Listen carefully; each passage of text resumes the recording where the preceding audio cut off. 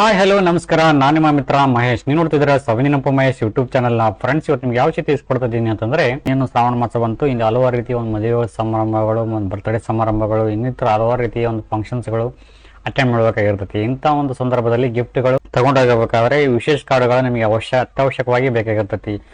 Own ಆಗಿ ನಿಮ್ಮದೇ ಆಗಿರ್ತಕ್ಕಂಥ ನಿಮ್ಮದೇ ಒಂದು ಶೈಲಿಯ ಒಂದು ವಿಶೇಷ ಕಾರ್ಡ್ನ ಯಾವ ರೀತಿ ರಚನೆ ಮಾಡ್ಕೋಬೇಕು ಫೋಟೋಶಾಪ್ ಒಳಗೆ ಅನ್ನೋದನ್ನ ನಾನು ಇವತ್ತು ತಿಳಿಸ್ತಾ ಇದ್ದೀನಿ.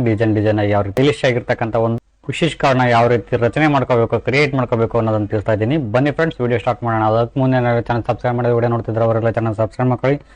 ಪಕ್ಕದಲ್ಲ ಬೆಲ್ ಬಟನ್ ಕ್ಲಿಕ್ ಮಾಡ್ಕೊಂಡ್ರೆ ಯಾವ್ದಾದ್ರು ನೋಟಿಫಿಕೇಶನ್ ಬರುತ್ತೆ, ಅದನ್ನು ಕ್ಲಿಕ್ ಮಾಡ್ಕೊಂಡ್ರೆ ನಾನು ಮಾಡ್ತಕ್ಕಂಥ ಪ್ರತಿಯೊಂದು ವಿಡಿಯೋಗಳು ನಿಮ್ಮ ಮೊಬೈಲ್ಗೆ ನಿಮ್ಮ ಕಂಪ್ಯೂಟರ್ಗೆ ನೇರವಾಗಿ ನೋಟಿಫಿಕೇಶನ್ ಬರುತ್ತೆ. ಈ ಮೂಲಕ ಹಲವು ರೀತಿ ಹಲವು ಬಗ್ಗೆ ಪ್ರತಿಯೊಂದು ಮಾಡ್ತೀನಿ, ಪ್ರತಿದಿನ ನೀವು ಪಡ್ಕೋಬೋದು ಅಂತ ಹೇಳ್ತಾ,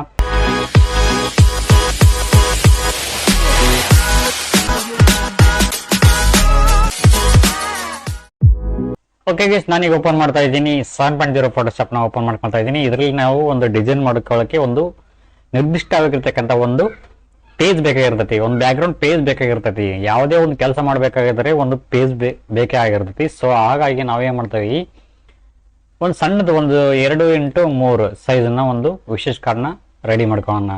ವಿಡ್ತ್ 2 ತಗೊಂಡಿದ್ದೀನಿ, ಹೈಟ್ 3 ತಗೊಂಡಿದ್ದೀನಿ, ರೆಸಲ್ಯೂಷನ್ 200 ತಗೊಂಡಿದ್ದೀನಿ. ಇಲ್ಲಿ ವೈಟ್ ಬ್ಯಾಕ್ಗ್ರೌಂಡು RGB ಕಲರ್ ಅಲ್ಲಿ. ಇವಾಗ ನಾನು ಇಲ್ಲಿ ಬ್ಯಾಕ್ಗ್ರೌಂಡ್ ನ ಓಕೆ ಮಾಡ್ಕೊತಾ ಇದ್ದೀನಿ. ಸೊ ಇಲ್ಲಿ ಓಕೆ ಆಯಿತು. ಓಕೆ ಆದ ನಂತರ ಇಲ್ಲಿ ಈ ಥರ ಒಂದು ಬ್ಯಾಕ್ಗ್ರೌಂಡ್ ರಚನೆ ಆಯಿತು.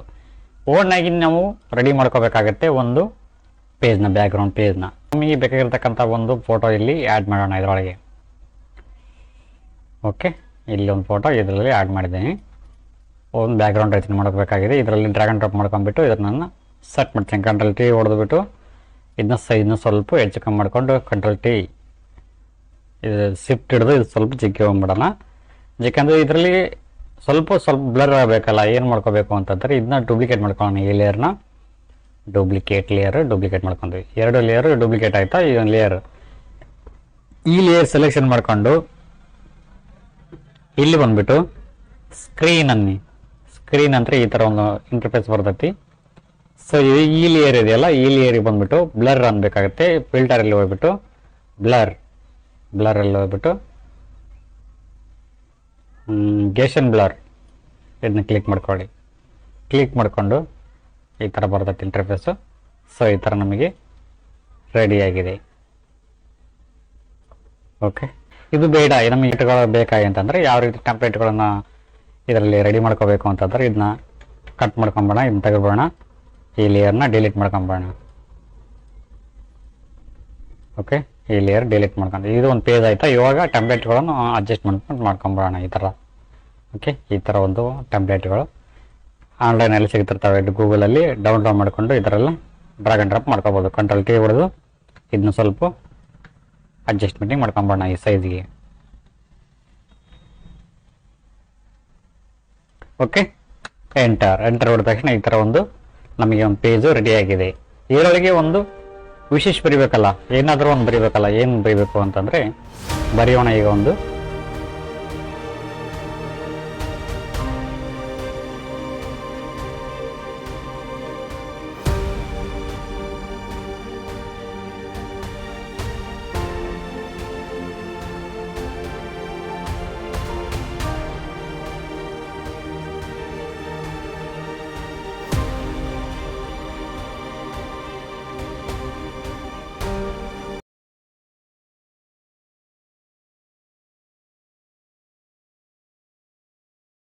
ಇಲ್ಲಿ ಟೈಪ್ ಮಾಡ್ಕೊಂಡಿದ್ದೀನಿ. ಇದನ್ನ ಕಲರ್ ಚೇಂಜ್ ಮಾಡ್ಕೋಬೇಕಂದ್ರೆ ಏನು ಮಾಡ್ಕೋಬೇಕಂತಂದ್ರೆ ಕಲರ್ ಸ್ವಲ್ಪ ಚೇಂಜಸ್ ಮಾಡ್ಕೋಬೇಕು ಅಂತಂದ್ರೆ ಪಾಂಟ್ಸ್ನ ಚೇಂಜ್ ಮಾಡ್ಕೋಬೇಕು ಅಂತಂದ್ರೆ ಇಲ್ಲಿ ಬಂದ್ಬಿಟ್ಟು ಕ್ಲಿಕ್ ಮಾಡ್ಕೊಂಡು ನಿಮ್ಗೆ ಯಾವ ಥರ ಪಾಂಟ್ಸ್ಗಳು ನಮಗೆ ಬೇಕಾಗಿರುತ್ತೋ ಆ ಥರ ಪಾಂಟ್ಸ್ನ ಇಲ್ಲಿ ನೀವು ರೆಡಿ ಮಾಡ್ಕೋಬೇಕು. ನನಗೆ ಇದೇ ಪಾಂಟ್ಸ್ ಇರಲಿ.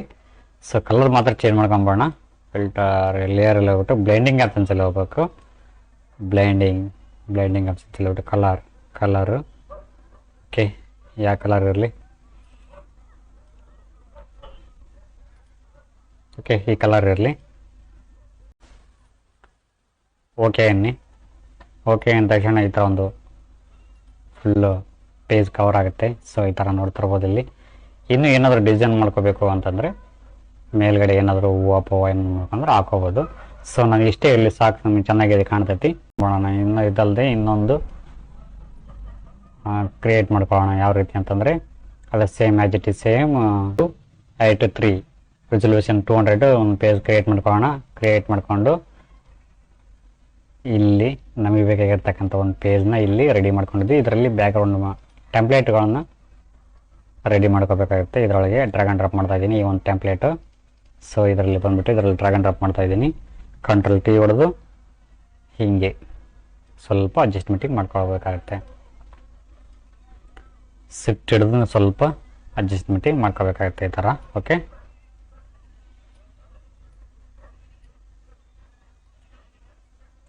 ಓಕೆ ಇಷ್ಟಿರಲಿ, ಚೆನ್ನಾಗಿದೆ.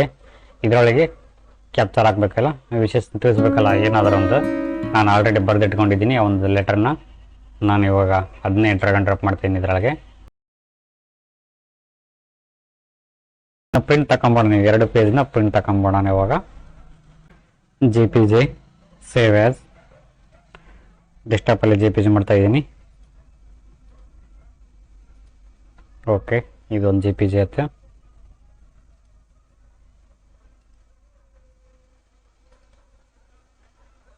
ಇದು ಒಂದನ್ನು ಸೇವ್ ಆ್ಯಸ್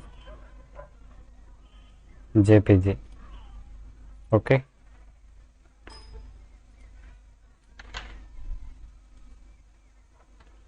ಇವಾಗ 2 ಪೇಜ್ನ ಒಟ್ಟಿಗೆ ತಗೊಂಬೋಣ. ಇವಾಗ ಚಪ್ಪಳಿಗೆ ಆ್ಯಡ್ ಮಾಡ್ತಾ ಇದ್ದೀನಿ. ಓಕೆ, ಇವಾಗ ನ್ಯೂ ಪೇಜ್ ತಗೊಂಬೋಣ. ನ್ಯೂ ಪೇಜ್ ತಗೊಂಡು ಇಂಚಸ್ 4x6 ಒಳಗೆ ಮಾಡೋಣ. 2 ಜಾಯಿಂಟ್ ಮಾಡಿಬಿಡೋಣ. ಓಕೆ,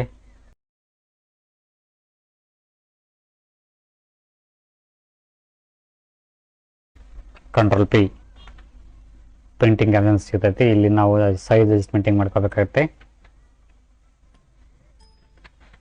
ಓಕೆ, ಶಿಫ್ಟ್ ಹಿಡಿದು ಸ್ವಲ್ಪ ಅಡ್ಜಸ್ಟ್ಮೆಂಟಿಂಗ್ ಮಾಡ್ಕೊಂಬೋಣ ಅದನ್ನು. ಓಕೆ, ಸೆಂಟರ್ ಸ್ಕೇಲ್ ಇದನ್ನ ಓಕೆ ಮಾಡ್ಕೊಳ್ಳೋಣ. ಪ್ರಿಂಟ್ ಆಪ್ಷನ್ಸ್ ಇವಾಗ ಎಪ್ಸನ್ L130 ಪ್ರಿಂಟರ್ನ ಚಾಯ್ಸ್ ಮಾಡ್ಕೊಂಡಿದ್ದೀನಿ. ಓಕೆ, ಇಲ್ಲಿ ಪ್ರಾಪರ್ಟೀಸಿಗೆ ಬಂದೀನಿ. 4x6 ಆಮೇಲೆ ಇಲ್ಲಿ ಯಾವ್ದು ತಗೋಣ, ಗ್ಲಾಜಿ ತಗೋಣ, ಹೈ ತಗೋಣ, ಕಲರ್ ಇರಲಿ, ಇಲ್ಲಿ ಓಕೆ ಅನ್ನೋಣ. ಓಕೆ,